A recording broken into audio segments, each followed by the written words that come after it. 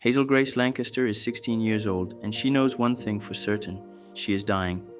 Diagnosed with thyroid cancer that has spread to her lungs, Hazel lives attached to an oxygen tank, surviving day by day thanks to a medical drug trial. Her life is carefully measured, controlled, and painfully quiet. Hazel's parents worry that she's slipping into depression, so they force her to attend a cancer support group for teenagers. Reluctantly, Hazel shows up and listens as the group discusses their fears beneath a church shaped like a cross. That's when she notices Augustus Waters. Gus is confident, charming, and oddly playful. He lost his leg to cancer but refuses to see himself as broken. He stares openly at Hazel, immediately intrigued. After the meeting, he approaches her, joking boldly and breaking through her emotional walls with ease. They talk, and for the first time in a long while, Hazel feels seen. Hazel invites Gus over to her house, where she introduces him to her favorite book, An Imperial Affliction. The novel deeply mirrors Hazel's life, especially its brutal, unfinished ending. The story cuts off mid-sentence, just like cancer cuts lives short. Gus becomes obsessed with the book and frustrated by the lack of closure. He insists that they find the author, Peter Van Houten, to learn how the story truly ends. Soon, Hazel and Gus grow closer. They watch movies, joke endlessly, and flirt gently. But Hazel keeps emotional distance. She believes getting close to anyone will only cause pain when she dies. She calls herself a grenade, afraid of hurting those who love her. Despite her fears, their bond deepens. Gus reveals that he's been emailing Van Houten's assistant, who invites them to Amsterdam to meet the author, if they can get there. Hazel believes it's impossible. Then Gus reveals his surprise.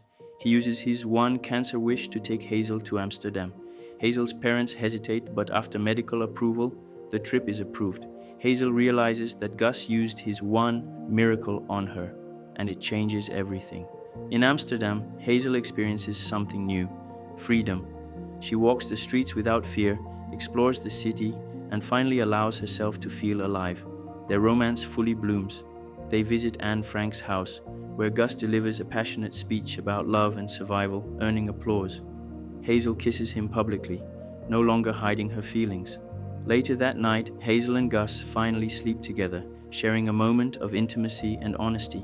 It's gentle, emotional, and deeply meaningful. The next day, they meet Peter Van Houten, and everything collapses.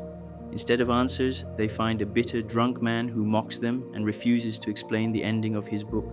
Hazel is crushed, Gus is furious. Their dream meeting ends in heartbreak.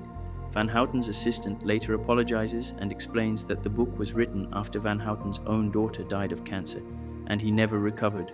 Despite the disappointment, Hazel realizes something important. The trip still mattered. Because of Gus, back home, the truth emerges. Gus reveals that his cancer has returned, and it's everywhere.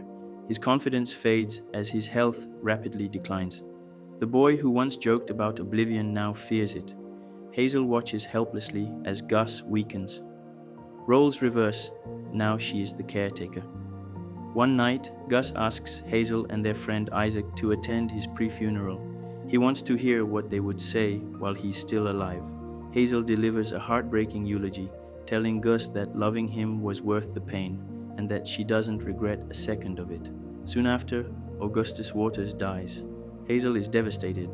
At the funeral, Van Houten appears unexpectedly, causing Hazel to lash out at him in anger.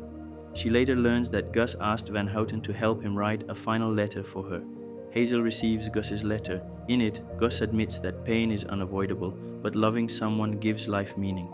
He tells Hazel that she didn't just matter to him, she was his choice. Hazel finally understands that although their time was short, their love was complete. The story ends where it began, with Hazel narrating her thoughts. She accepts her fate, no longer afraid of the pain love brings. Because some infinities, no matter how small, are still infinite, and Hazel Grace Lancaster is thankful.